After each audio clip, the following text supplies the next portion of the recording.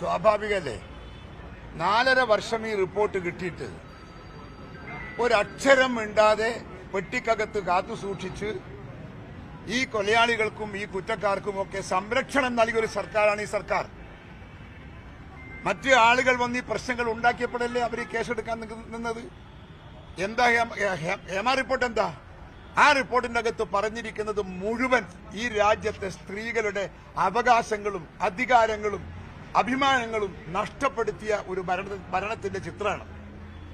എന്ത് ചെയ്തു സർക്കാർ? എന്ത് ചെയ്തു? ഞാൻ പറയുന്നത് ഹേമ റിപ്പോർട്ട് മാത്രം വേണ്ട. ഇവിടെ നാട്ടിൽ നടക്കുന്ന മറ്റ് ഒരുപാട് വിഷയങ്ങളിൽ സ്ത്രീകൾക്ക് സംരക്ഷണം കിട്ടിയ കഥയതാ ഒന്ന് പറഞ്ഞത് നിങ്ങൾ. ഇടതുപക്ഷ സർക്കാരിന്റെ മുമ്പിൽ സ്ത്രീകൾക്ക് സംരക്ഷണം കൊടുത്ത ഏതെങ്കിലും ഒരു സംഭവം നമ്മുടെ നാട്ടിൽ 6 വയസ്സുള്ള കുട്ടികളെ ബലാത്സംഗം ചെയ്ത് ഞെക്കിക്കൊന്ന് തൂക്കിക്കട്ടിയില്ലേ? എന്ത് ചെയ്തു ഈ സർക്കാർ? 1 അല്ല 2 അല്ല 3 അല്ല. എന്ത് ചെയ്തു ഈ സർക്കാർ? അതുകൊണ്ട് പെൺകുട്ടികളും സ്ത്രീകൾക്കുമെതിരെയുള്ള ഈ അതിക്രമത്തെ അതിജീവിക്കാനുള്ള ഒരു മനസ്സും ഈ ഇടതുപക്ഷ സർക്കാരിന് ഇല്ല എന്ന് മാത്രമല്ല, ഇവർക്ക് അതിന് സാധിക്കില്ല എന്നതാണ് യാഥാർത്ഥ്യം. കാരണം അതിന്റെ അകത്ത് ഇടപെട്ടിരിക്കുന്നവർ ഈ ഹേമ റിപ്പോർട്ട് പഠിച്ചിട്ടുണ്ടാവും. ഇവര് അതിനകത്ത് ഏറ്റവും കൂടുതൽ CPM അനുകൂല ആളുകളാണ്. CPM അനുകൂല ആളുകളെ രക്ഷിക്കാനാണ് ഇവരുടെ മാർഗം.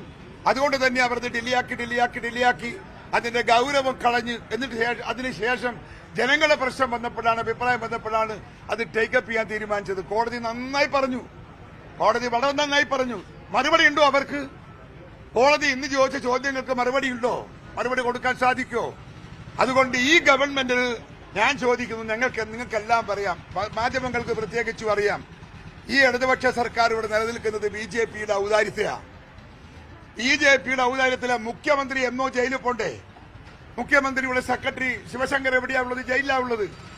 അഴിമതി കാട്ടിയ ശിവശങ്കർ ജയിലിൽ പോകുമ്പോ അതിന് കൂട്ടുനിന്ന മുഖ്യമന്ത്രി ശിക്ഷിക്കപ്പെടണ്ടേ? അയാൾക്കെതിരെ കേസ് പോലുമില്ല. എത്രമാത്രം അലിഗേഷൻസ്, ആരോപണങ്ങൾ, സാമ്പത്തികമായ ക്രമക്കേടുകളുടെ ആരോപണങ്ങൾ കേരളത്തിൽ ഉയർന്നു വന്നു. മാധ്യമങ്ങൾ ഉയർത്തി, ജനങ്ങൾ ഉയർത്തി, സമരക്കാർ ഉയർത്തി. ഏതെങ്കിലും ഒരു കേസിന്റെ അകത്ത് എന്തുകൊണ്ടാണ് ഈ BJP സർക്കാർ പിണറായി വിജയനെതിരെ കേസെടുക്കാത്തത്? അണ്ടർസ്റ്റാൻഡിംഗ് അല്ലേ? അല്ലെങ്കിൽ അദ്ദേഹത്തിന്റെ പേരിൽ എടുക്കേണ്ട കേസ് എത്ര? ഒരു 20 കേസെങ്കിലും പിണറായി വിജയനെതിരെ. ഡോളർ അടക്കം, സ്വർണം കടത്തടക്കം, പണം കടത്തടക്കം, ഇതൊക്കെയുള്ള കേസുകൾ ഈ രാജ്യത്തുണ്ടായിട്ട് ഒരു കേസിൽ പോലും കേന്ദ്രത്തിന്റെ അന്വേഷണ ഏജൻസി അദ്ദേഹത്തിനെതിരെ കേസെടുത്തില്ല. അദ്ദേഹത്തെ സംരക്ഷിക്കുന്നു ആര്? BJPയുടെ ഗവൺമെന്റ്. ആ BJPയുടെ ഗവൺമെന്റ് സംരക്ഷിക്കുമ്പോൾ അവരോട് നന്ദി കാണിക്കാൻ നന്ദിയുള്ള ഒരു മനുഷ്യനെന്ന നിലക്കായിരിക്കാൻ ചിലപ്പോ പിണറായി വിജയൻ BJPയെ താങ്ങി നടക്കുന്നത് എന്നതാണ് ഞങ്ങളുടെയൊക്കെ അഭിപ്രായം. പ്രസിഡന്റ്, അങ്ങനെ വരുമ്പോഴേ ഈ കേന്ദ്ര സർക്കാരിന്റെ അഭിഭാഷക പാനലിൽ ചാണ്ടി ഉമ്മൻ ഇടം പിടിച്ചിട്ടുണ്ട്. BJP നേതൃത്വം നൽകുന്ന കേന്ദ്ര സർക്കാരിന്റെ അഭിഭാഷക പാനലിൽ ഒരു കോൺഗ്രസ് MLA ആണ് കേന്ദ്ര സർക്കാരിന്റെ നയം കോടതികളിൽ പറയേണ്ടതെന്നുള്ള സ്ഥിതി. അതെന്താണ് അങ്ങയുടെ ഒരു പ്രതികരണം? അല്ല, അപ്പൊ ഒരു അഡ്വക്കേറ്റ് എന്ന നിലക്ക് അദ്ദേഹത്തിന് കിട്ടിയിരിക്കുന്ന ഒരു അംഗീകാരത്തിന് ഞങ്ങൾ എതിർക്കുന്നില്ല. പക്ഷേ കേസിന്റെ അകത്ത് സത്യസന്ധമായ ഒരു അപ്രോച്ച് അദ്ദേഹം സ്വീകരിക്കുന്നില്ലെങ്കിൽ ഞങ്ങളത് കെയർ ചെയ്യും. കേന്ദ്ര സർക്കാരിന്റെ നയമാണല്ലോ പറയേണ്ടി വരിക കോടതിയിൽ. കേന്ദ്ര സർക്കാരിന്റെ നയമല്ല, സാധാരണഗതിയിൽ ഒരു നയമില്ലേ? സാധാരണഗതിയിൽ ഒരു ന്യായമില്ലേ? ആ ന്യായമല്ലേ കോടതി പറയേണ്ടത്?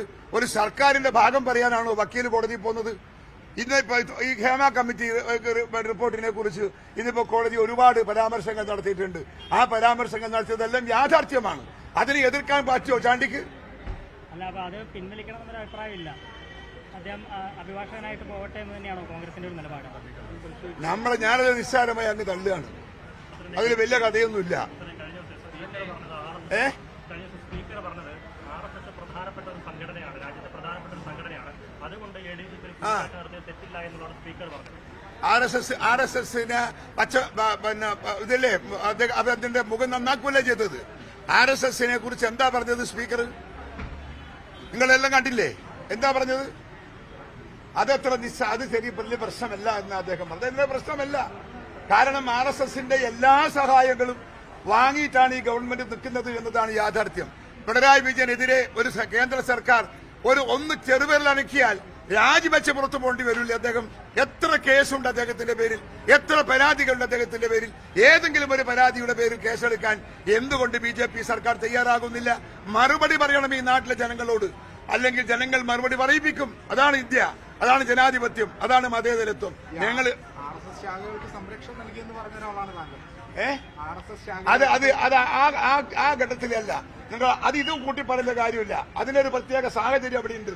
അത് വർഷങ്ങൾക്ക് മുമ്പ് ചില കുട്ടികളെ സംരക്ഷിക്കാനാണ്, കുട്ടികൾക്ക് തല്ലുകൊള്ളാതിരിക്കാൻ വേണ്ടി എടുത്ത നടപടിയാണ് ഞാനത്. അതൊന്നും രാഷ്ട്രീയത്തിന്റെ തത്വശാസ്ത്രവുമല്ല. അത് പറഞ്ഞ് എന്നെ കൊടുക്കാനൊന്നും നോക്കണ്ട, മനസ്സിലായില്ലേ? അതവിടെ വെച്ചേ. പ്രസിഡന്റ് വേറൊരു കാര്യം, ഒരു കോൺഗ്രസ് MP BJP നേതൃത്വമായിട്ട് ചർച്ച നടത്തിയെന്ന ഒരു വാർത്ത ഒരു ദേശീയ മാധ്യമം റിപ്പോർട്ട് ചെയ്തിരുന്നു. ഞങ്ങളും അത് അന്വേഷിക്കുകയാണ് ആരാണെന്ന്. ഞങ്ങളത് അന്വേഷിക്കുകയാണ് ആരാണ് എന്ന് ഞങ്ങൾ അന്വേഷിച്ചുകൊണ്ടിരിക്കുകയാണ്. കണ്ടെത്തിയിട്ടില്ല. കണ്ടെത്തിയാൽ നിങ്ങളെ കാണും. ഓക്കെ. എനിക്കറിയില്ല, തെളിവ് നമ്മളെ കയ്യിലൊന്നും ഇല്ലല്ലോ. ഇനി നമ്മളത് അന്വേഷിക്കുന്നുണ്ട്, അന്വേഷിച്ചിട്ട് നോക്കട്ടെ. അത്ര വലിയ ഗൗരവമൊന്നുമില്ല ഇതിനകത്ത്. ആരാന്നെന്ന് ഒരു ഊഹാമോഹം പോലും ആരും പറഞ്ഞിട്ടില്ല. ആർക്കാ പറഞ്ഞുകൂടാത്ത? ഞാൻ സുധാകരൻ കാണാൻ പോയിരുന്നു. തെളിവില്ലാത്തൊരു കാര്യം പറഞ്ഞതിന് ഇപ്പൊ എന്താ കാര്യം? അതിന്റെ പ്രയാസം? കെ സുധാകരൻ MP RSSകാരനെ കണ്ടു എന്ന് പറഞ്ഞാൽ എനിക്കെന്താ പറയാൻ കഴിയാ? ഞാൻ പോയിട്ടില്ല എന്നല്ലേ പറയാൻ കഴിയൂ? വേറെന്തെങ്കിലും പറയാൻ കഴിയോ? ഇല്ല. നിങ്ങൾ കത്തിക്കുകയും ചെയ്യൂ. മതിയില്ലേ? എനിക്കാരും സംശയമില്ല. നിങ്ങൾക്ക് നിങ്ങളെ സംശയം.